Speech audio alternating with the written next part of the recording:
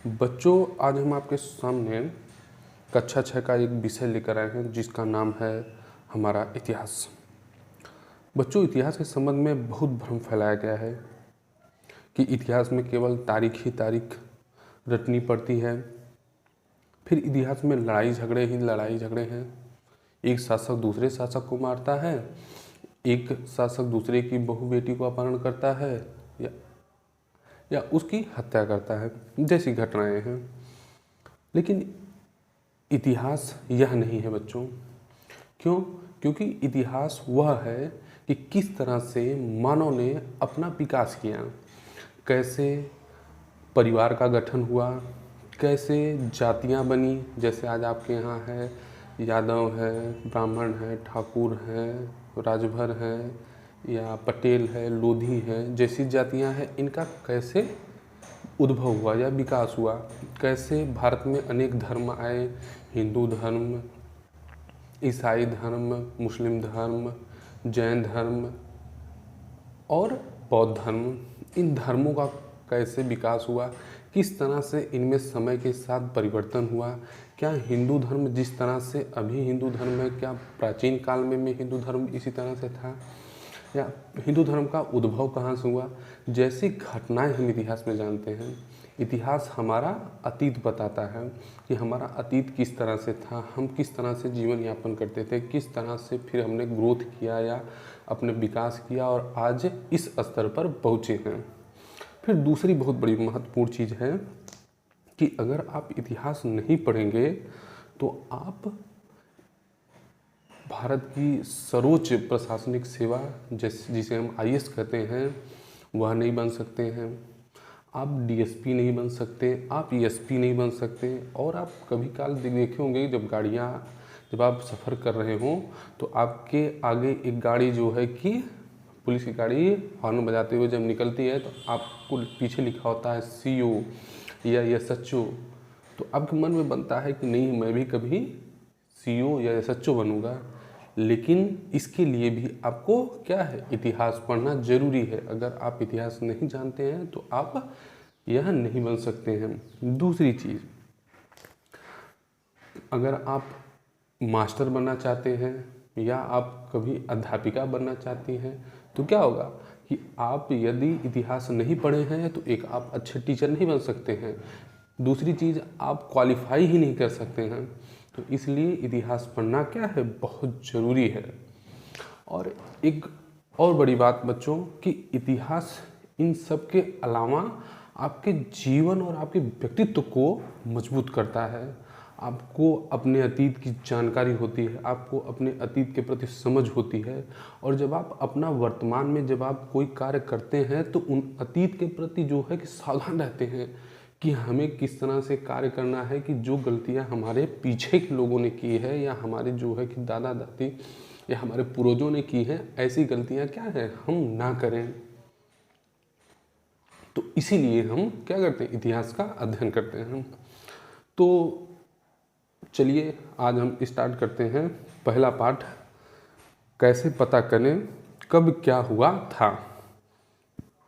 कितना बढ़िया लेसन दिया हुआ है और इसमें दिया हुआ है इतिहास जानने के स्रोत, कि हम इतिहास किन किन जो है स्रोतों से जान सकते हैं। स्रोत क्या हो सकते हैं, जैसे पुस्तक हो सकती हैं, या क्या होता है मंदिर से आप जान सकते हैं, या हो सकता है खुदाई में जो मटके मिले हुए हों, या मटके के साथ साथ कपड़े मिले हों, या जो है कि खाने के बर्तन हो, या अन्य कोई वस्तु मिल गई हो। तो इन सब से हम जानेंगे कि कैसे जो है लोगों ने अपना जीवन यापन किया, किस तरह से लोग धीरे धीरे विकास किए और आज क्या है कि आज ट्रैक्टर तक आ गए। जैसे सामान्य हल से आप हड़प्पा काल के मोहनजोदड़ो में देखेंगे तो मिट्टी के हल मिलते थे और आज हम धीरे धीरे हल वगैरह गायब हो गए। अब हम क्या है ट्रैक्टर जैसे तकनीक का विकास कर लिए कि अब हम खेत की जुताई ट्रैक्टर से करते हैं। तो इस तरह से हम पढ़ेंगे कि किस तरह से धीरे धीरे हमारा विकास हुआ। तो हम शुरू करते हैं कि इतिहास जानने के स्रोत। अब आगे देखिए लिखा है, परिवार की पुरानी बातें हम दादा दादी नाना नानी की बातों से जानते हैं। समाचार पत्र, समाचार पत्रों में भी आप देखेंगे कि पुरानी चीज़ों को कभी कभी याद किया जाता है कि 1960 में ऐसा हुआ, या 1900 में ऐसा हुआ, हिटलर ने ऐसा किया, नेपोलियन ने ऐसा किया। फिर पत्रिका, आपकी मासिक पत्रिका आती है, आपने देखा होगा। फिर टीवी में जैसे महाभारत आपने देखा, रामायण देखा, उसमें चलता है कि कैसे लोग युद्ध करते थे, कैसे राजा रानी रहते थे, कैसे लोग जो है कि सामान्य लोग जीवन यापन करते थे, इन सब को देखा होगा। फिर रेडियो पर, कई बार रेडियो पर कहानियाँ सुनाई जाती हैं, पुरानी बातें आपको बताई जाती हैं, तो से भी हमें जानकारी मिलती है।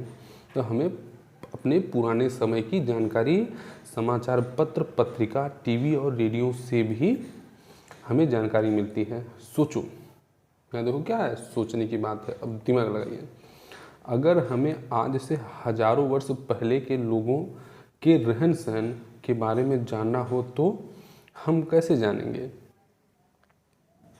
अब क्वेश्चन लगा दिया है। अब आप सोचिए कि कैसे, अगर हमको अपने 1000 साल पहले की बात जानना हो तो कैसे जानेंगे? इसके लिए या तो आप पुस्तक ढूंढेंगे, लेकिन आपके 1000 साल या 10,000 साल पहले आपके यहाँ लिखने के लिए पुस्तकें नहीं थी और लोग लिखना भी नहीं जानते थे, तो फिर कैसे जानकारी पता चले कि वो कैसे अपना जीवन यापन करते थे? इसके लिए आपको क्या करना पड़ेगा? पुरातात्विक वस्तुओं जो खुदाई होती हैं उनसे आपको ज्ञान होगा कि क्या खुदाई में किन किन वस्तुओं का उपयोग करते हैं।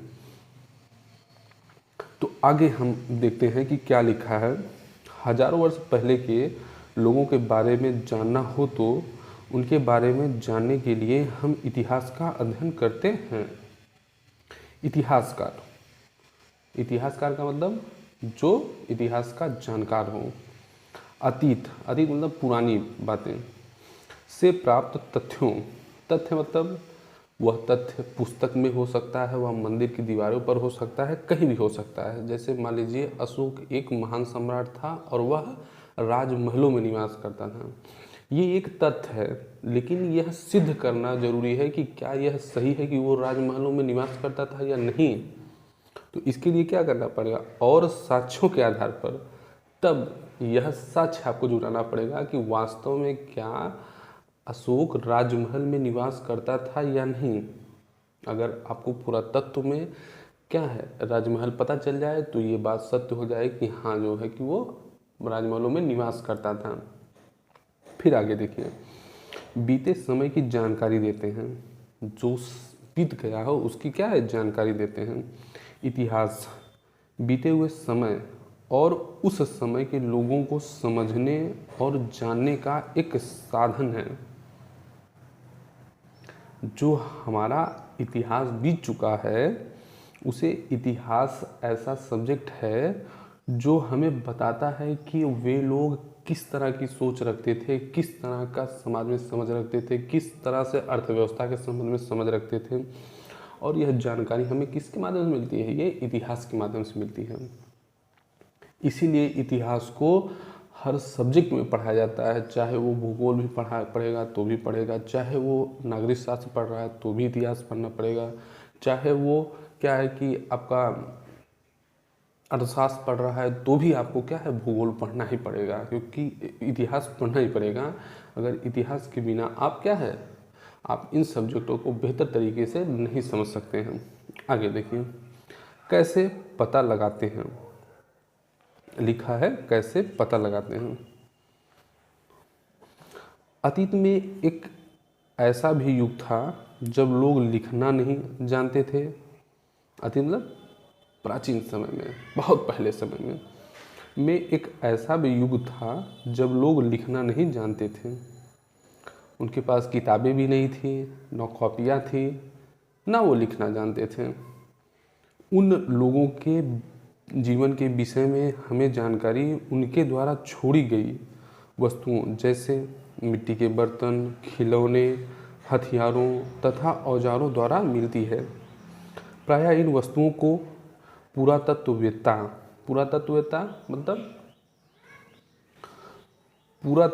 का मतलब होता है पूरा मतलब प्राचीन, तत्व मतलब जो है वस्तुओं, और वेत्ता मतलब क्या होता है जो जानकार होता है। मतलब पुरानी वस्तुओं का जो जानकार होता है उसे पुरातत्ववेत्ता बोलते हैं। जमीन के अंदर से खोदकर प्राप्त करते हैं। ठीक, ये वस्तुएं ऐतिहासिक जानकारी के लिए अत्यंत महत्वपूर्ण होती हैं। उपलब्ध सामग्री के आधार पर इतिहासकारों ने अतीत को 3 भागों में बांटा है। वह समय जिसके लिए कोई भी लिखित सामग्री उपलब्ध नहीं है, पूर्व पाक, मतलब पूर्व मतलब होता है पहले का, ऐतिहासिक काल कहलाता है। जब लोगों को लिखने पढ़ने का ज्ञान नहीं था और जब इतिहासकार जब क्या है खोजता है, कोई बात लिखता है, तो उसे क्या होता है, पहले वो देखता है कि क्या यह बात सही है, यह प्रमाणित है, कहीं पुस्तक में लिखी हुई हो या कहीं खुदाई में जो है कि इसका साक्ष्य मिला हो, तब तो वो क्या करता है कि अपने इतिहास में उस बिंदु को लिखता है, नहीं तो वो नहीं लिखेगा। तो इसीलिए क्या है कि जब बता रहे हैं कि जब मनुष्य लिखना नहीं जानता था, जब मनुष्य पढ़ना नहीं जानता था और लिखने पढ़ने की कोई सामग्री उपलब्ध नहीं हो, तो ऐसे काल को हम क्या बोलते हैं, पूर्व ऐतिहासिक काल बोलते हैं। जैसे नवपाषाण काल, जहाँ हमें लिखित साक्ष्य नहीं मिलता, पूरा मध्यपाषाण काल, या आप बोल सकते हैं पूरा पाषाण काल, इन सब में क्या है, लिखित सामग्री नहीं मिलती है। केवल हमें क्या है, मनुष्य के द्वारा जो मिट्टी के बर्तन हैं, खिलौने हैं, हथियारों एवं औजारों द्वारा ही हमें जानकारी मिलती है कि उन्होंने किस तरह से अपना जीवन यापन किया। अब आगे आते हैं, वह समय जिससे संबंधित लिखित साक्ष्य प्राप्त हों किंतु उसे पढ़ा नहीं जा सकता है, उसे आद ऐतिहासिक काल कहते हैं। आद मतलब होता है क्या है, आद मतलब आधा, आधा ऐतिहासिक और आधा अऐतिहासिक, आधा ऐतिहासिक और आधा अऐतिहासिक। मतलब कहने का आशय ये है कि कुछ लिखित साक्ष्य तो मिलने लग गए, मतलब लोग कुछ टेढ़ी मेढ़ी चीज़ें, कुछ लिपियां बनाना शुरू तो कर दिए थे, लेकिन वो अभी तक हमारे द्वारा जो है पढ़ी ही नहीं गई। जैसे आप हड़प्पा सभ्यता जब पढ़ेंगे तो उसमें बहुत सारे मुहरें मिली हैं। मुहरों पर क्या है कि वो चिन्ह लिखते थे, जैसे सील जिसे बोलते हैं। कोई ठप्पा नहीं लगाता है कि ठप्पा मार दिया कि हाँ ये सील है, जैसे किसी कॉलेज का लगा दिया, या जैसे अचलपुर LPSS इंटर कॉलेज लगा दिया, या फिर राष्ट्रीय इंटर कॉलेज मरहरा लगा दिया, तो वहाँ पर ऐसे ठप्पा लगा देते हैं, तो ये बोला जाता है कि हाँ ये जो है कि अचलपुर इंटर कॉलेज की ये मुहर है, तो आपको पता चलता है कि हाँ ये इस कॉलेज की मुहर है। तो उसी तरह से हड़प्पा सभ्यता के लोगों के पास भी जब वस्तुओं का एक स्थान से दूसरे स्थान पर व्यापार करते थे तो वो सील लगा देते थे, तो ये जानकारी होती थी अच्छा ये वस्तु हड़प्पा से आ रही है। तो उन पर कुछ जो है अक्षर लिखे होते थे या कुछ चित्र बने होते थे, तो उनसे क्या है जानकारी मिलती है कि वो पढ़े लिखे थे, लेकिन या अक्षर का उन्हें ज्ञान था, लेकिन वो जो अक्षर उन्होंने लिख के गए जो अक्षर उन्होंने लिखा, उन अक्षरों का क्या है अभी हम उन्हें पढ़ नहीं पाए हैं, तो उन्हें क्या बोलते हैं आद ऐतिहासिक काल। लेकिन इसके बाद इसी प्रकार जिस काल के विषय में लिखित सामग्री से जानकारी मिलती है एवं उससे पढ़ा भी जा सकता है, उस काल समय को ऐतिहासिक काल कहते हैं। जब क्या है पुरातात्विक साक्ष्य भी मिले, जैसे मंदिर हो गया, मस्जिद मिल रही है, जैसे आपके यहाँ स्तूप हो गया, आपने पढ़ा होगा सारनाथ का स्तूप, अमरावती का स्तूप, फरहुत का स्तूप, या मंदिर बड़े बड़े पड़े होंगे जैसे खजुराहो का मंदिर हो गया, या आपका मथुरा का मंदिर हो गया, या आपने पढ़ा होगा दिल्ली का लाल किला या आगरे का ताजमहल। इन सब वस्तुओं से जब क्या है हमें जानकारी मिलने लगती है। फिर इसके अलावा फिर लोगों ने अब क्या है लिखना स्टार्ट कर दिया, क्योंकि लोग लिखना पढ़ना जान गए थे, तो अब लोगों ने क्या किया लिखना स्टार्ट किया। तो वो जो लिखते थे और जो क्या है वस्तुएं, पुरातात्विक वस्तुएं जो वे छोड़ गए होते हैं, उन दोनों को मिलाकर क्या है जो इतिहास लिखा जाता है उसे क्या बोलते हैं, ऐतिहासिक इतिहास बोलता है, ऐतिहासिक काल बोला जाता है। कि लोग जो लिखते थे उन्हें हम लोगों ने पढ़ लिया और उसके आधार पर क्या है उस समय के समाज के बारे में, उस समय की अर्थव्यवस्था के बारे में, किस तरह से व्यापार वाणिज्य होता था, कहाँ कहाँ व्यापार करते थे लोग, फिर किस तरह के धर्म प्रचलित थे, राजा किस किस तरह का काम करता था, क्या है राजा अपने अभिलेख के माध्यम से या अपने जो है कि प्रशस्ति के माध्यम से इन सब बातों को लिखवाता था, तब हमें इनकी जानकारी मिली। जैसे अशोक ने अपने कई लेख लिखवाए हैं, जैसे चंद्रगुप्त मौर्य ने खूब लेख लिखवाए हैं, तो हमें उन सब से क्या है जानकारी मिलती है कि राजा जो है क्या क्या कार्य करता था। फिर आगे देखिए, प्राचीन काल में मानव ने जब लिखना शुरू किया तब उसे कागज का ज्ञान नहीं था। हमने पहले बताया वह अपने लेखों को ताड़पत्रों, देखिए लिखने का ज्ञान तो नहीं, जब बहुत पहले मानव को लिखने का ज्ञान नहीं था, लेकिन जब लिखने का ज्ञान हुआ तो सबसे बड़ी समस्या हुई कि लिखेंगे कैसे, क्योंकि कागज़ का तब तो आविष्कार हुआ नहीं था। तो उन्होंने क्या किया, ताड़पत्रों, देखिए इस तरह के ताड़पत्र होते थे और इन पर क्या है लिखा जाता था। भोजपत्रों, देखिए ये भोजपत्र हैं, इन पर क्या है लिखते थे लोग, प्राचीन काल में इन पर लोग लिखते थे। इस तरह ताम्रपत्रों, तांबा जो है तांबा को गलाकर पतला किया जाता था और पतला करके जैसे टिन होता है ना, टिन की तरह एकदम पतला कर दिया जाता था और उन पर क्या है लिखा जाता था। कभी कभी लेख बड़ी शिलाओं, शिला मतलब होता है चट्टान होता है, बड़े बड़े पहाड़ हैं ना, उन पर लिखा जाता था। स्तंभों, जैसे आपके यहाँ घर में पिलर बना होगा ना, उन पिलरों पर ऐसे बड़े बड़े पिलर बनाए जाते थे, उन पर क्या है लेख लिखा जाता था। उनमें शासक अपनी अपनी उपलब्धियाँ लिखवाते थे। पत्थरों की दीवारों, जैसे आप देखो खजुराहों का मंदिर आप चले जाएंगे घूमने, वहाँ पर क्या है लोग मंदिरों के क्या है दीवारों पर लिखवाते थे कि हमने ये कार्य किया। फिर इसके बाद आप चले जाए कोणार्क का सूर्य मंदिर देखेंगे, चाहे जो भी मंदिर देखेंगे, वहाँ कुछ ना कुछ लिखा होता था कि यहाँ पर किस शासक ने कार्य करवाया, कैसे ये कार्य हुआ, इन सब चीज़ों की जानकारी वहाँ में से मिलती है। फिर मिट्टी या पत्थर के छोटे छोटे फलकों, कई बार मिट्टी पर भी लिख दिया जाता था, या पत्थर है कोई छोटा सा टुकड़ा है उसी पर कोई लिख दे रहा है, कोई लेख लिख रहा है।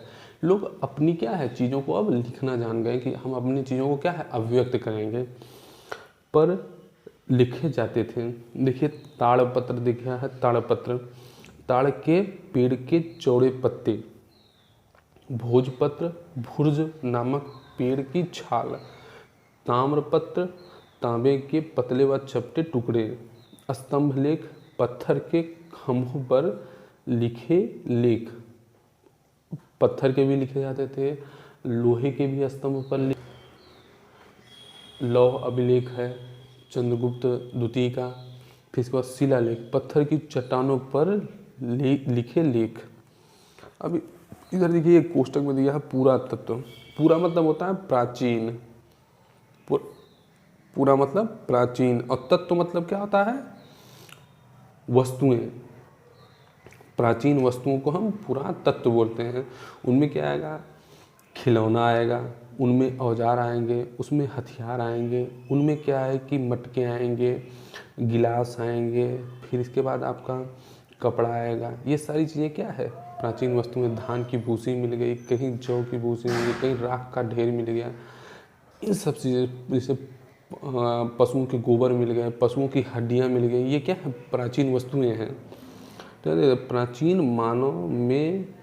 काल में मानव द्वारा प्रयोग में लाई वस्तुओं, निर्मित मंदिरों एवं इमारतों आदि के अवशेषों का अध्ययन पुरातत्व कहलाता है। इनका अध्ययन करने वाले पुरातत्ववेत्ता कहलाते हैं। अब बताया ना पुरातत्व, जिनका अध्ययन पुरातत्व है, जिनका अध्ययन जो व्यक्ति करता है उसे पुरातत्ववेत्ता बोला जाता है। अब इसमें देखिए लिखा है, प्राचीन इतिहास के विषय में हमें जानकारी तत्कालीन लेखों, तत्कालीन मतलब होता है उस समय, जिस समय क्या है लेख लिखा गया, लेखों से भी प्राप्त होती है। इतिहास को जानने के स्रोत साधन, जैसे हम अगर कह दें कि आपको एक क्या है लेख लिखना है या आपको एक नकल लिखनी है, तो आप सबसे पहले क्या ढूंढेंगे कि हमको एक कलम चाहिए, एक कॉपी चाहिए और एक को बोलने वाला चाहिए, तब तो आप जो है आलेख लिख पाएंगे, नहीं तो नहीं लिख पाएंगे। तो इस तरह से ही इतिहास अगर आपको जानना है तो आपको क्या है कि सबसे पहले आपके पास जानकारी हो कि किस शासक ने क्या किया। तो इसके लिए आपको पुस्तकों को क्या है, जैसे हमने बताया ताम्रपत्र, भोजपत्र, ताड़पत्र, इन सब की जानकारी, इन सब से जो लिखे गए हैं लेख उनकी जानकारी आप पढ़ेंगे, उनको आप अध्ययन करेंगे, तब आपको पता चलेगा कि क्या शासकों ने किया और क्या नहीं किया। इसके बाद अब आते हैं, हमने देखिए बताया इतिहास को जानने के स्रोत इस प्रकार हैं। पहला है पुरातात्विक स्रोत। पुरातात्विक होता है पूरा मतलब प्राचीन, तत्व मतलब हो गया वस्तुएं, इन्हीं को हम बोलते हैं पुरातात्विक वस्तुएं। प्राचीन जो वस्तुएं उसे उसी को हम बोलते हैं पुरातात्विक वस्तुएं। देखिए पुरातात्विक स्रोत या साधन। अब देखिए क्या है लिखा, अभिलेख। जैसे हमने बताया अभिलेख, यह अशोक के रुमिनदेई अभिलेख का अंश है जो लुम्बिनी नेपाल से प्राप्त हुआ है।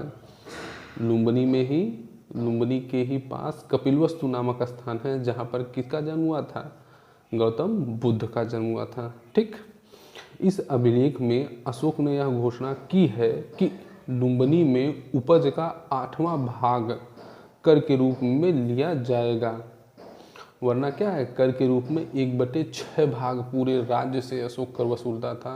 लेकिन अब क्या कर रहा है कि हम जो है लुम्बिनी से, जहाँ बौद्ध धर्म का गौतम बुद्ध का जन्म हुआ था, वहाँ से हम केवल कितना वसूल करेंगे, 1/8 भाग। फिर अशोक के अभिलेख पत्थर पर उत्कीर्ण होने के कारण महत्वपूर्ण ऐतिहासिक स्रोत हैं। ठीक, मतलब इतिहास जानने के सबसे बेहतर स्रोत हैं, क्योंकि क्या है पहले कागज तो था नहीं, तो लोग पत्थरों पर लिखते थे। तो अशोक ने अपने अभिलेख, अपने जो भी आदेश हैं या जो भी अपनी उपलब्धियां हैं, उनको क्या है अभिलेखों के माध्यम से अभिव्यक्त करता है, अपने अभिलेखों पर लिखवाता है। तो वह इतिहास जानने के बहुत महत्वपूर्ण स्रोत हैं और वो अभी तक क्या है सुरक्षित हैं। ठीक, अब देखिए यहाँ पर दिखा है रुमनदेई अभिलेख अशोक। देखिए ये ऐसे अच्छे लिखे जाते थे, ये देखिए है, इन्हें क्या है जो इतिहासकार होता है वो पढ़ता है। ये देखिए ये अच्छा है। ऐसे एक जानकारी आपको और दे दें कि अशोक के अभिलेख सबसे पहले जो है पढ़ने वाला व्यक्ति जेम्स प्रिंसेप था, जिसने सबसे पहले अभिषेक और अशोक के जो अभिलेख हैं उनके जो लिखे गए अक्षर हैं उनको पहचाना कि क्या ये लिखे गए हैं। तो उसी से क्या हुआ कि अशोक के बारे में जानकारी सबसे पहले निकल के आई कि भारत में प्राचीन काल में एक बहुत बड़ा सम्राट था जो क्या है पूरे भारत पर शासन करता था, वरना इससे पहले जो है लोगों को जानकारी ही नहीं थी कि अशोक क्या है, अशोक जैसा कोई महान सम्राट भारत में पैदा भी हुआ था। इसकी खोज किसने की, जेम्स प्रिंसेप नामक एक अंग्रेज क्या है पुरातत्ववेत्ता था या इतिहासकार था, उसने खोज की, उसने अशोक के लेख पढ़े। तो लोगों को फिर जानकारी हुई अच्छा अशोक जैसा महान सम्राट था। तब लोगों ने कहा कि अरे हमारा तो इतिहास जो है इतना जो है बेहतर था, ये अंग्रेज आकर कह रहे हैं कि नहीं हमारा इतिहास जो है कि कुछ है ही नहीं, ये तो डंडे के बल पर जो है ये डंडे के बल पर हमेशा जो है लोगों ने इनसे कर वसूल किया है और इनका शोषण किया है। तब लोगों ने जो है कि धीरे धीरे विरोध करना स्टार्ट किया कि अंग्रेज जो है हमारे लिए क्या है घातक है। फिर आगे देखिए, आइए कुछ अक्षर पहचाने। देखिए ब्राह्मी लिपि, ब्राह्मी लिपि है। देखिए अब ये दे अक्षर है, अब ये अक्षर कहाँ खोजेंगे, देखिए इसमें यही कहीं होगा, दिया होगा। ये देखिए ये अक्षर आपका, यहाँ देखिए ये है दे। ओ देखिए ये देखिए त्रिशूल जैसा निशान है, देखिए ओ है। ग देखिए ग, ये देखिए कहाँ लिखा है, ये देखिए ग। तो कहने का आशय है कि इसी तरह से जेम्स प्रिंसेप ने पहली बार क्या है, इन अक्षरों को पढ़ा। फिर अब देवनागरी लिपि, हमने बताया कि हमारी क्या है, लिपि देवनागरी है। हम जो अभी लिख रहे हैं, ये जो लिखा गया है ये किस लिपि में है, देवनागरी लिपि में है। तो दे है, ओ है, गा है। अभिलेखों से क्या क्या जान सकते हैं। अब ये देखिए क्वेश्चन पूछ लिया है कि आप अभिलेखों से क्या क्या जान सकते हैं, इसने एक क्वेश्चन पूछ लिया। अब आगे देखिए, अब इतिहास जानने का हमने पहले पढ़ा है पुरातात्विक स्रोत। देखिए ये है ना, हमने पढ़ा है पढ़ा है पुरातात्विक स्रोत में अभिलेख। अब दूसरा चीज़ देखिए, अब इसमें जो है हम कैसे इतिहास जानेंगे, दूसरा देखिए, ये सिक्के एवं मुहरें। प्राप्त सिक्कों से तत्कालीन जिन जिन शासकों, अशोक ने सिक्के जारी किए, चंद्रगुप्त मौर्य ने सिक्के जारी किए, फिर चंद्रगुप्त ने सिक्के जारी किए, तो इन सिक्कों के आधार पर हम इतिहास जानेंगे। तो देखिए आगे क्या कहता है, प्राप्त सिक्कों से तत्कालीन शासक का नाम तथा उसके समय का पता चलता है। क्योंकि सिक्के पर आप देखेंगे कि डेट लिखी होती है और शासकों का नाम लिखा होता है, उस पर उनका चित्र लिखा होता है। सिक्के की बनावट से उस समय की कला कि मान लीजिए सिक्का सोने का है कि सिक्का तांबे का है कि सिक्का जो है कि मिश्र धातु का है, तांबा और चांदी मिलाकर बनाई गई, इससे क्या है कि लोगों की कला का पता चलता है। और सिक्कों पर जो डेट लिखी जाती है या कुछ चित्र बनाया जाता है, शासक का चित्र बनाया जाता है, राजा रानी का चित्र बनाया जाता है, उससे लोगों की कलात्मक छवि की पता चलता है कि लोग कितना जो है कला के प्रति रुचि रखते थे। तथा सिक्कों की धातु से आर्थिक स्थिति की जानकारी प्राप्त होती है। जैसे अगर सोचिए कि आपके घर में ढेर सारा सोना रखा है तो आप क्या है, अमीर हैं। अगर आपके पास ढेर चांदी रखी है तो भी आपको माना जाता है बड़े अमीर हैं। लेकिन अब आपके पास तांबा और लोहा ढेर सारा रखा है तो वो तो सबके घर में आपको नॉर्मली मिल जाएगा, तो आप अमीर नहीं है। तो इसी तरह से था, जो शासक सोने के सिक्के जारी करता था तो ये माना जाता था कि सबसे अमीर शासक है। जो चांदी के सिक्के जारी करता था उन्हें समझा जाता बहुत अमीर शासक है। जैसे अशोक था, जैसे चंद्रगुप्त मौर्य था, जैसे चंद्रगुप्त था, इन सब ने क्या है, सोने के खूब सिक्के जारी किए, तो इन्हें माना जाता है कि ये क्या है, अमीर शासक थे। लेकिन जिन सिक्कों ने क्या है, कम सोने चांदी के सिक्के जारी किए, उन्हें क्या बोला जाता है कि ये गरीब सिक्के। जैसे स्कंदगुप्त हैं, जैसे स्कंदगुप्त है, जैसे हर्ष है, ऐसे शासक। फिर आगे है गुप्त शासक। गुप्त शासक कुमारगुप्त प्रथम को इस सिक्के पर घुड़सवारी करते हुए दिखाया गया है, जिससे हम कह सकते हैं कि वह एक अच्छे घुड़सवार थे। कहने का आशय ये है कि जो गुप्त वंश का शासक था कुमारगुप्त, उसके सिक्कों पर घुड़सवारी के चिन्ह मिलते हैं, जिससे ये जानकारी मिलती है कि वो क्या था, एक अच्छा घुड़सवार था। इस प्रकार सिक्के इतिहास लेखन में महत्वपूर्ण योगदान देते हैं। कई शासकों के सिक्कों पर आप देखेंगे यज्ञ की आकृति मिलती है, कई शासकों के सिक्कों पर देखेंगे सागर की आकृति मिलती है, कई शासकों के पर बीड़ा बजाते हुए, जैसे समुद्रगुप्त के सिक्कों पर बीड़ा बजाते हुए दिखाया गया है। तो इसका आशय है कि वो क्या है, बहुत अच्छा बीड़ा बजाता था। उसी तरह से आप देखेंगे कि यज्ञ का जो है कि उसमें सिक्कों पर उल्लेख होता है, तो मतलब वो बड़े बड़े यज्ञ करवाते थे। इस तरह की जानकारी क्या है, सिक्कों के माध्यम से मिलती है। अब देखिए यहाँ पे, अब देखिए इसमें लिखा, इस सिक्के को देखकर आप और क्या पता कर सकते हैं, बताइए। सबसे पहला आप और क्या पता कर सकते हैं कि जहाँ जहाँ पर ये सिक्के मिलेंगे वह क्षेत्र क्या है, उस शासक के अधीन रहा होगा। वहाँ पर उस शासक का क्या है, शासन संचालित रहा होगा, क्योंकि जहाँ पर उसके सिक्के मिलेंगे इसका मतलब है कि वहाँ की जनता उन सिक्कों का क्या है, प्रयोग करती थी। एक चीज़। दूसरी चीज़, कई बार सिक्कों पर राजा और रानी दोनों का उल्लेख होता था। इस तरह से क्या है, राजा और रानी दोनों के बारे में जानकारी मिलती है कि एक राजा का किस रानी के साथ विवाह हुआ था। जैसे चंद्रगुप्त का विवाह जो है हुआ था लिच्छवी की राजकुमारी कुमार देवी से।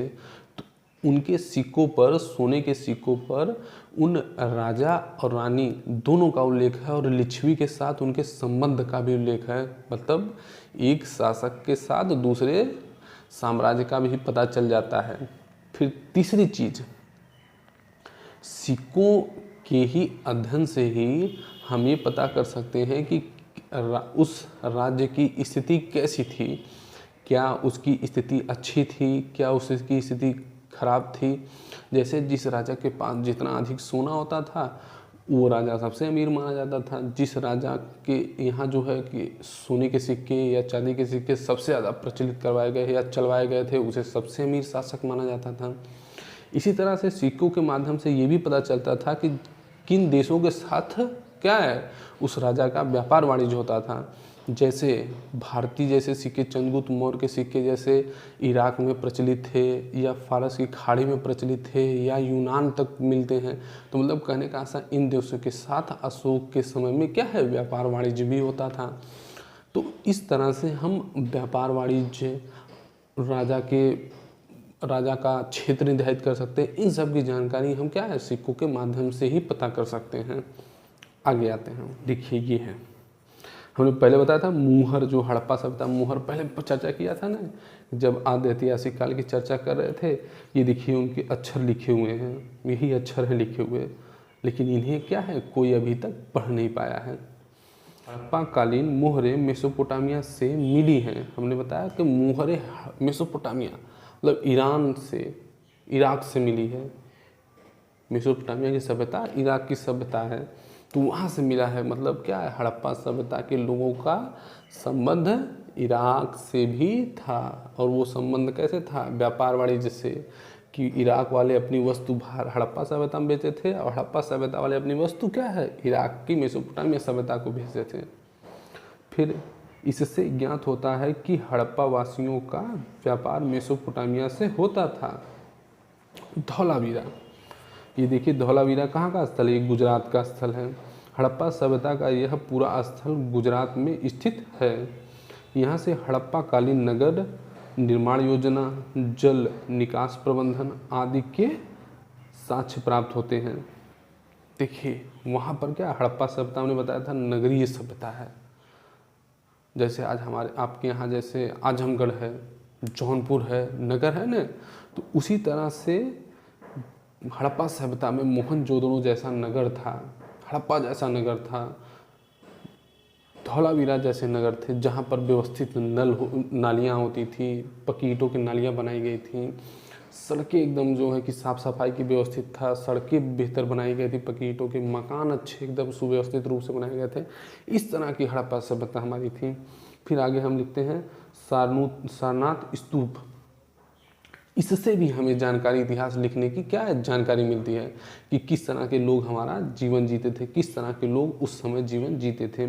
सारनाथ उत्तर प्रदेश में स्थित, उत्तर प्रदेश के कहाँ, वाराणसी में स्थित इस स्तूप, धमेक स्तूप का निर्माण मौर्य वंश के शासक अशोक ने करवाया था। महात्मा बुद्ध ने सर्वप्रथम सारनाथ में अपना उपदेश दिया था। मतलब जो ये सारनाथ स्तूप है, यहाँ पर लेख खुदा है, इससे यह जानकारी मिलती है कि सबसे पहले महात्मा बुद्ध ने वाराणसी के सारनाथ में पांच साधुओं को अपना उपदेश दिया था। और इसीलिए क्या है वहाँ पर जो है एक स्तूप का निर्माण करवाया गया, किसके द्वारा, अशोक के द्वारा। समझ आया बात ना। तो इससे भी हमें इतिहास की जानकारी मिलती है। फिर आगे देखिए, अब हम आते हैं, ये देखिए लिखा है ना साहित्यिक स्रोत। अभी तक हमने क्या पढ़ा था, पुरातात्विक स्रोत, अब हम देखिए बाग। बाग का मतलब क्या है? साहित्यिक स्रोत। अब साहित्य, साहित्य मतलब होता है किताब। किताबों के माध्यम से अब हम इतिहास जानेंगे। अब तक हम पुरातात्विक स्रोत खोज रहे थे। पुरातत्व में क्या था कि खुदाई के माध्यम से जो जो वस्तुएं मिले, या जो है कि जो निर्माण किया गया, जैसे मंदिर है, मस्जिद है, या जो है कि स्तूप है, या जो है कि नगर है, इन सब की जब खुदाई करेंगे, या जो है कि जो निर्माण किया गया है, उनके माध्यम से हम इतिहास जानने का प्रयास कर रहे थे। लेकिन अब क्या है, हम साहित्यिक स्रोत, अब जो पुस्तकें लिखी गई हैं उनके माध्यम से। एक चीज़ ध्यान दो बच्चों कि अगर मान लीजिए कि हमें कोई किताब में लिखा मिले कि अशोक एक महान सम्राट था और वह बड़े विशाल राजमहल में निवास करता था, तो क्या यह आप मान लेंगे कि नहीं, हाँ अशोक महान सम्राट था और वो महलों निवास करता था? ऐसे तो आप मान नहीं सकते। इसके लिए क्या होगा कि जब खुदाई करेंगे और जहाँ पर वो उस पुस्तक में उल्लेख है कि हाँ यहाँ पर जो है अशोक का महल था, और अगर आप खुदाई करेंगे पुरातत्ववेत्ता, और खुदाई करके अगर पा गए कि हाँ वहाँ पर महल था, तब तो मानेंगे ना कि हाँ वहाँ पर महल स्थित था, तब वो इतिहास का विषय बनेगा। वरना वो जो है कि वो केवल जो है केवल तथ्य रह जाएगा, वो उसकी प्रामाणिकता नहीं हो पाएगी और वो इतिहास नहीं लिखा जाएगा, या वो इतिहास माना नहीं जाएगा कि क्या है, बात झूठी है कि अशोक बड़े महलों में रहता था, जब तक कि उसका पुरातात्विक साक्ष्यों के द्वारा प्रमाण नहीं हो जाता कि हाँ अशोक के विशाल भवन थे, या विशाल भवन में वो निवास करता था। जब तक कि प्रमाणित नहीं होता तब तक यह सही नहीं माना जाएगा, या इतिहासकार उसे प्रमाणित नहीं मानेगा। आगे देखिए, पुस्तक का नाम देखिए, लेखक का नाम और काल का विवरण। काल का विवरण क्या क्या मिलता है इसमें? देखिए, धार्मिक साहित्य, वेद, आपने देखा होगा सबसे पहले वेदों की रचना हुई। देखो इसमें वैदिक कालीन विवरण मिलता है कि वैदिक काल के समय में कैसे लोग निवास करते थे। फिर हमने रामायण एवं महाभारत, आपने टीवी सीरियल में खूब रामायण महाभारत देखा है कि किस तरह से लोग ढेर सारा आभूषण पहनते थे, मुकुट धारण करते थे, इस तरह से ने। और इसकी रचना की वाल्मीकि ने रामायण की रचना की, और महाभारत कितने लिखी? वेद व्यास ने। जबकि आधुनिक समय में रामचरितमानस की रचना किसने की थी? तुलसीदास ने की है।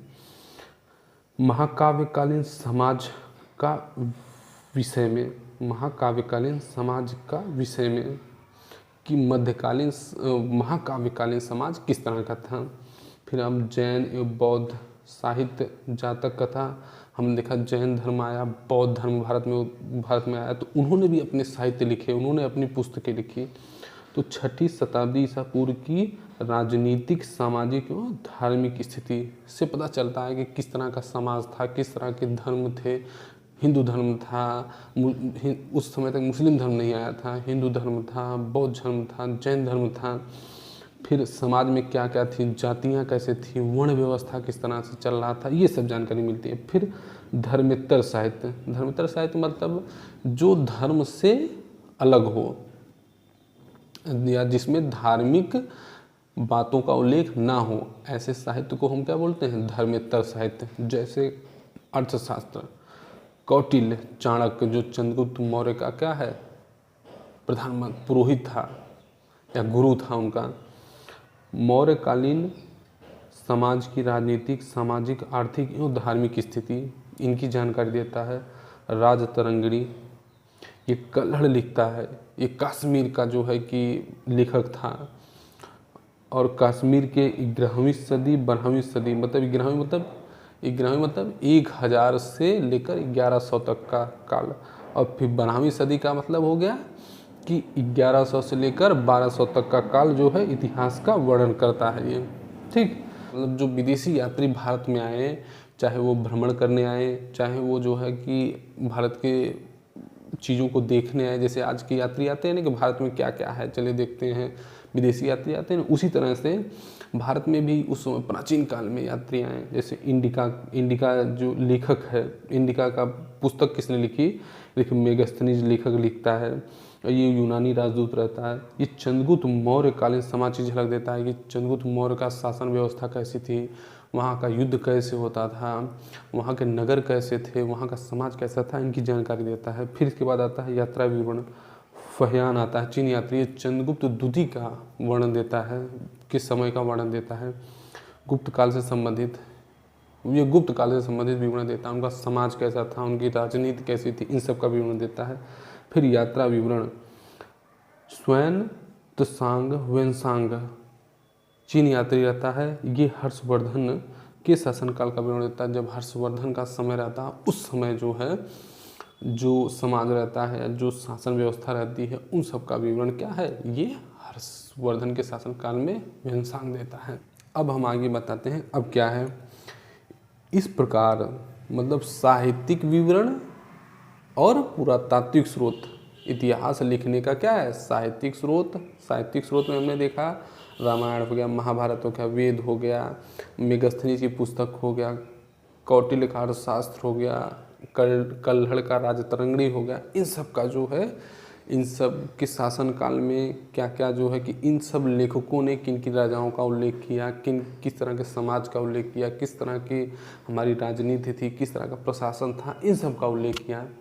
और हमने पुरातत्व तो पढ़ा, जैसे सिक्के पढ़े थे, फिर इसके बाद अभिलेख पढ़े, अशोक के रूमिनदेही अभिलेख पढ़ा था, ये धौलावीरा के बारे में पढ़ा था, या हड़प्पा के बारे में पढ़ा था, या अशोक के शानात स्तंभ के बारे में पढ़ा। तो इन सब से क्या हुआ, पुरातात्विक साक्ष्यों के बारे में जानकारी मिली। तो इनसे हमने इतिहास लिखना स्टार्ट किया। अशोक ने सारनाथ का स्तूप बनाया था, अगर वहाँ लेख नहीं लिखा होता तो पता ही नहीं चलता कि किसने स्तूप बनाया है। अगर हमने खजुराहो के मंदिर पर लेख नहीं लिखा होता किसने बनवाया है तो पता ही नहीं चलता किसने बनवाया है। तो ये कैसे पता चला, पुरातात्विक स्रोतों के माध्यम से। अब आते हैं, इस प्रकार पुरातात्विक एवं साहित्यिक दोनों स्रोतों से हमें इतिहास की जानकारी प्राप्त होती है। विदेशी यात्रियों के विवरणों से भी हमें तत्कालीन मतलब क्या उस समय के इतिहास की जानकारी मिलती है। प्राप्त स्रोतों की सहायता से ही इतिहासकार जो इतिहास का जानकार हो और पुरातत्वविद जो पुरातत्व जो उत्खनन करते हैं उनकी जो जानकारी रखता हो, उन्हें क्या बोलते हैं, पुरातत्वविद बोलते हैं।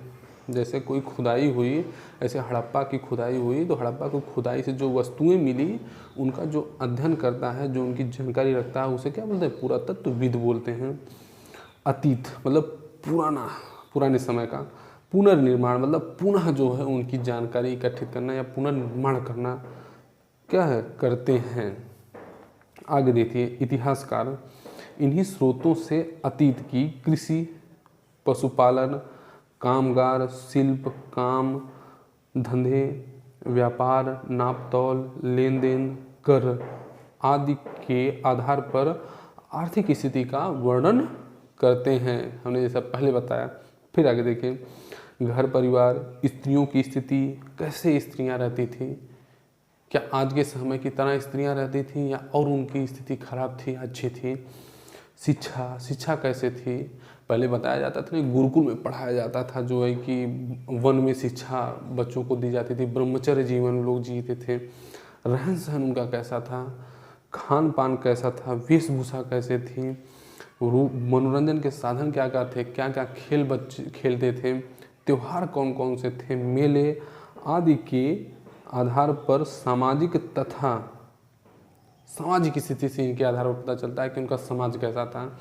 फिर तथा राजा किस तरह से जनता में काम करता था, प्रजा की स्थिति कैसी थी, क्या प्रजा सुखी थी या दुखी प्रजा थी।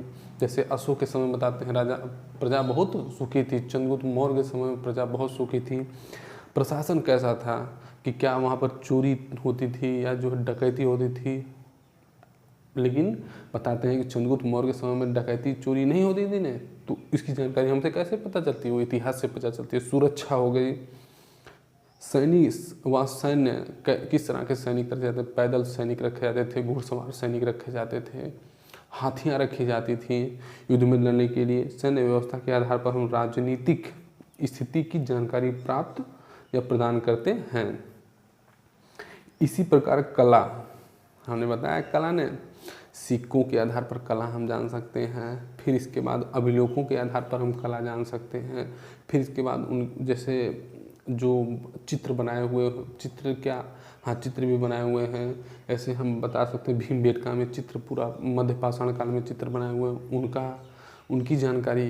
तो हमें कला के माध्यम से क्या होता है कि जो कलाकार होता है, जो समाज में देखता है, उसी को कलाकार क्या है करता है, उसे कला के माध्यम से वो अपनी पुस्तकों में या पत्थरों पर या कहीं भर उसे जो है कि चित्रित कर देता है। कला तो यही है। फिर इसके बाद आचार विचार, ज्ञान विज्ञान की मान्यताएं, धार्मिक विश्वास, देवी देवता, क्या जैसे आज के देवी देवता वैसे प्राचीन काल में भी देवी देवता थे। पूजा पाठ, किस तरह के पूजा, पहले भी यज्ञ होता था क्या, पहले जो है कि बलि दी जाती थी, ये सब प्रचलित था। परंपराओं के आधार पर क्या क्या परंपराएं थी, इन सब की जानकारी हमें धार्मिक इतिहास से ही मिलती है, के आधार पर धार्मिक एवं सांस्कृतिक स्थिति का वर्णन करते हैं। आगे आते हैं, देखो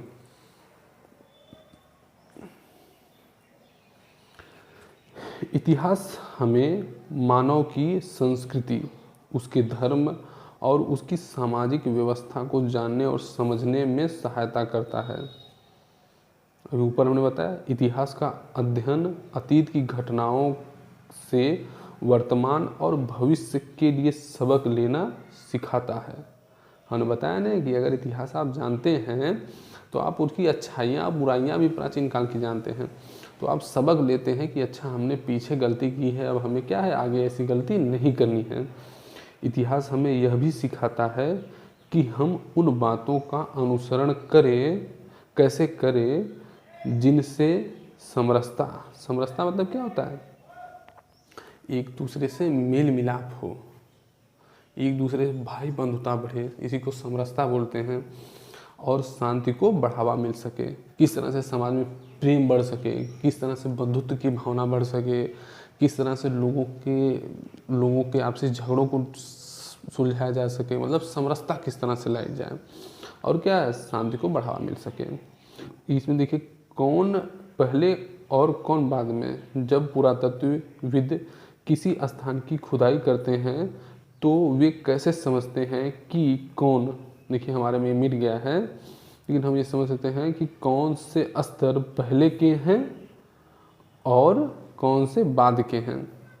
ठीक बताया ना, पहला काल, दूसरा काल, तीसरा काल, जैसे जब नीचे का जो सबसे है वो सबसे पुराना कालखंड है, फिर इसके ऊपर जो है वो सब और उससे बाद का कालखंड है, इसके बाद उसके बाद का कालखंड है, इसके बाद उसके बाद का कालखंड है। जैसे क्या होता है कि जैसे कोई भवन ढह गया है, आपने देखा होगा कि गांव में या कहीं शहरों में मकान गिर जाते हैं तो उसी के ऊपर एक नया मकान बना दिया जाता है, फिर कुछ समय बाद वो मकान ढह गया तो फिर उसी के ऊपर नया मकान बना दिया जाता है। तो इसी तरह से अगर हमें सबसे पहले के मकान को जानना है तो सबसे क्या है, सबसे नीचे वाले स्तर की खुदाई करनी होगी, तब तो हम जान पाएंगे कि सबसे निचले स्तर में क्या है या कैसे मकान बना। इसी तरह से हम ये देख सकते हैं कि इसमें दिया है 4 3 2 1, मतलब सबसे निचले स्तर पर सबसे पुराना मकान जो बना है वो चौथे स्तर पर पता चलेगा, फिर उसके ऊपर जो है जो मकान बना है तीसरे स्तर पर पता चलेगा, इसके बाद दूसरे, इसके बाद सबसे नया मकान जो है वो पहले पता चलेगा। तो देखिए क्या लिखा है, इस चित्र को देखिए, किसी भी पुरास्थल में कई बस्तियों के अवशेष मिल सकते हैं। आमतौर पर लोग जहाँ रहते हैं घर टूटने पर दोबारा नहीं वहीं घर बना लेते हैं। टूटे फूटे सामान और कूड़ा करकट भी घरों के आसपास जमा होते रहते हैं। इन कारणों से बस्ती की ज़मीन धीरे धीरे ऊंची होती रहती है और सैकड़ों साल के बाद वहाँ एक टीला बन जाता है। इसीलिए जब टीले की खुदाई की जाती है तो उसका सबसे निचला स्तर सबसे पुराना होता है। हमने बताया ना सबसे निचला स्तर, ये सबसे जो फोर्थ जो है वो सबसे क्या है, निचला स्तर है, ये सबसे पुराना होगा और उसके बाद के स्तर बाद के युग के होते हैं, मतलब उसके बाद के युग के मतलब बाद के समय के होंगे। ठीक। इतिहास में तिथियाँ, इतिहास में कुछ तिथियाँ ईसा पूर्व में होती हैं और कुछ ईस्वी में। ईसा पूर्व का मतलब हम समझते हैं क्या है, ईसा पूर्व का मतलब है कि जब जो है, इसमें देखिए लिखा है ईसा पूर्व का तात्पर्य है ईसा मसीह, ईसाई धर्म के प्रवर्तक जिनका ईसा मसीह को जानते हैं ना, ईसा मसीह जो है ने ईसाई धर्म की स्थापना की थी। तो के जन्म से पहले का समय, ईसा मसीह की जन्म से पहले का समय, इसे हम क्या कहते हैं, ईसा पूर्व में लिखते हैं। देखिए, हमने प्रारंभ से, जब से मानव का उद्भव हुआ तब से हम क्या करते हैं कि उल्टी गिनती में हम अपने कालखंड को निर्धारित करते हैं। जैसे 1,00,000 ईसा पूर्व, 1,00,000 ईसा पूर्व से हम लिखते हैं 10,000 ईसा पूर्व। मतलब हम क्या है, उल्टे चल रहे होते हैं अपने, क्या है, समय का निर्धारण हम उल्टे करते हैं। इसके बाद हम लिखते हैं 10,000 ईसा पूर्व से क्या है, 1,000 ईसा पूर्व।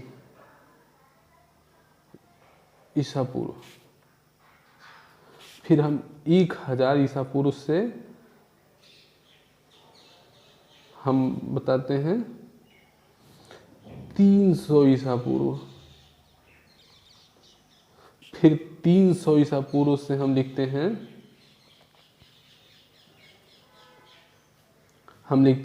50 ईसा पूर्व। और 50 ईसा पूर्व से हम लिखते हैं 1 ईसा पूर्व। अब यहाँ जब 1 आ गए तो अब यहीं से हम ईस्वी लिखना स्टार्ट करेंगे। अब हम लिखेंगे 1 ईस्वी। अब हम यहीं से फिर बढ़ते जाएंगे, 1 ईस्वी, फिर आगे हम लिखेंगे 1 ईस्वी, फिर इसके बाद आगे लिखेंगे 2 ईस्वी, फिर आगे लिखेंगे 3 ईस्वी। मतलब हम अब यहाँ क्या है, आगे बढ़ते चले जाएंगे, ऐसे ऐसे आगे बढ़ते चले जाएंगे। यहाँ हम क्या कर रहे थे, हम आगे ना बढ़ के हम क्या है, हम इस तरह से ऊपर जा रहे हैं, हम ये बढ़ते हुए क्रम में जा रहे हैं। हमने ईसा पूर्व मतलब बैक निर्धारित किया, मतलब अपना जो कालखंड है वह पीछे आते गए। अब यहाँ से हम जब ईस्वी लिखेंगे तब हम ईस्वी से 1 ईस्वी, 2 ईस्वी, 3 ईस्वी इस तरह से लिखेंगे। तो अब देखिए यहाँ पर लिखा है, जब हम इसे निर्धारित करते हैं, ईसा पूर्व जब लिखते हैं तो इसे अंग्रेजी में BC लिखा जाता है, B और C। इसे हम अंग्रेजी में BC लिखते हैं, अर्थात बिफोर क्राइस्ट लिखते हैं। इसी प्रकार ईस्वी को अंग्रेजी में AD लिखा जाता है। AD लैटिन भाषा के 2 शब्द एनो डोमिनी से बना है। AD का मतलब है ईसा मसीह के जन्म का वर्ष।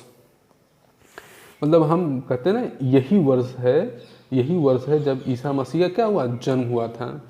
इसके बाद का समय ईसा मसीह के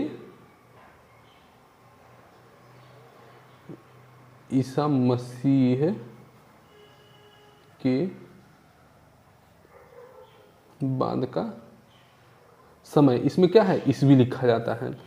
ईसा मसीह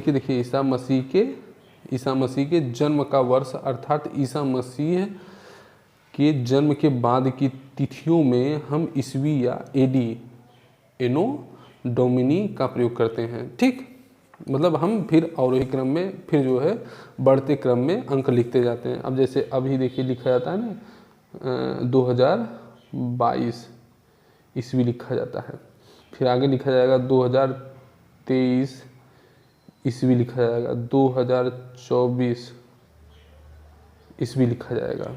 ईसा पूर्व नहीं लिखेंगे क्योंकि हम क्या बढ़ रहे हैं। ईसा मसीह के जन्म के बाद जो तारीख लिखी जाएगी वो क्या है, बढ़ते क्रम में लिखी जाएगी। इससे पहले जो तिथि लिखी जाएगी, ईसा मसीह के जन्म के पूर्व जो तिथि लिखी जाएगी वो क्या है, घटते क्रम में लिखी जाएगी। 1,00,000 से 10,000, 10,000 से 1,000 ईसा पूर्व, फिर 1,000 से 300 ईसा पूर्व, फिर जो है कि 300 ईसा पूर्व से 50 ईसा पूर्व, 50 ईसा पूर्व से 1 ईसा पूर्व, 1 ईसा पूर्व के बाद से तब ईस्वी में लिखा जाएगा, 1 ईस्वी, 2 ईस्वी, 3 ईस्वी, फिर हम आ जाते हैं 2022 तक। अब देखिए, अब आगे देखिए जानकारी इसमें दिया है। अभिलेख। अभिलेख पत्थर अथवा धातु जैसी कठोर सतह पर उत्कीर्ण किए गए लेख होते हैं।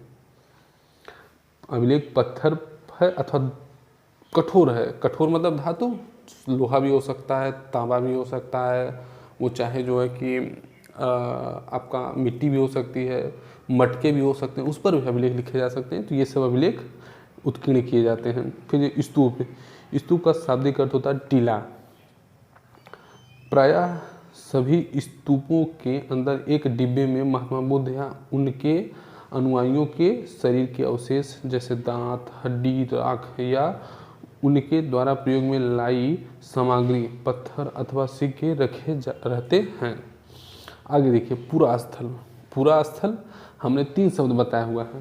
पूरा देखिए 3 स्थल हमने 3 चीज बताए हुए हैं। पूरा तत्व, फिर पूरा तत्व, पूरा स्थल और फिर ये पूरा तत्व विद। पूरा तत्व मतलब जो है क्या है, मैंने बताया था। पूरा तत्व मतलब प्राचीन वस्तुएं पूरा तत्व कहलाती हैं। पूरा स्थल, जहाँ से प्राचीन वस्तुएं प्राप्त हुई उन्हें क्या बोलते हैं, पूरा स्थल बोलते हैं। और जो इन स्थलों की खुदाई करता है या जो इनकी जानकारी रखता है उसे क्या बोलते हैं, पुरातत्वविद बोला जाता है। ठीक, अब आगे आ जाइए। पूरा स्थल वह स्थान जहाँ की खुदाई से औजार, बर्तन और इमारतों के अवशेष मिलते हैं। प्रायः पूरा स्थल जल स्रोतों जैसे नदी, तालाब, झील व समुद्र के किनारे पाए जाते हैं। ठीक, अब आगे देखिए और भी जानिए। महाभारत विश्व का सबसे बड़ा महाकाव्य है। दुनिया का सबसे बड़ा महाकाव्य महाभारत है। लंदन स्थित ब्रिटिश म्यूजियम विश्व का सबसे बड़ा संग्रहालय है। संग्रहालय मतलब यहाँ पर दुनिया की ढेर सारी पुस्तकें रखी गई हैं, पुरातत्व वस्तुएं रखी गई हैं, बहुत सारी चीज़ें यहाँ पर संग्रहालय है। संग्रहालय मतलब संग्रह किया गया है। फिर कहते हैं अलेक्जेंडर कनिंघम को भारतीय पुरातत्व विभाग, एक ऐसा विभाग भारत में बनाया गया था कि जो क्या है, प्राचीन वस्तुओं की जानकारी प्राप्त करे कि लोग कैसे रहते थे, किस तरह के मंदिर बनाए, किस तरह से मकान बनाए, किस तरह की खुदाई करके इन सब की जानकारी प्राप्त करने के लिए एक विभाग बनाया गया जिनका नाम था भारतीय पुरातत्व विभाग। इसके अध्यक्ष कौन थे, अलेक्जेंडर कनिंघम थे। इसीलिए कहा जाता है पुरातत्व विभाग का जन्मदाता माना जाता है अलेक्जेंडर कनिंघम को। फिर आज देखिए शब्दावली।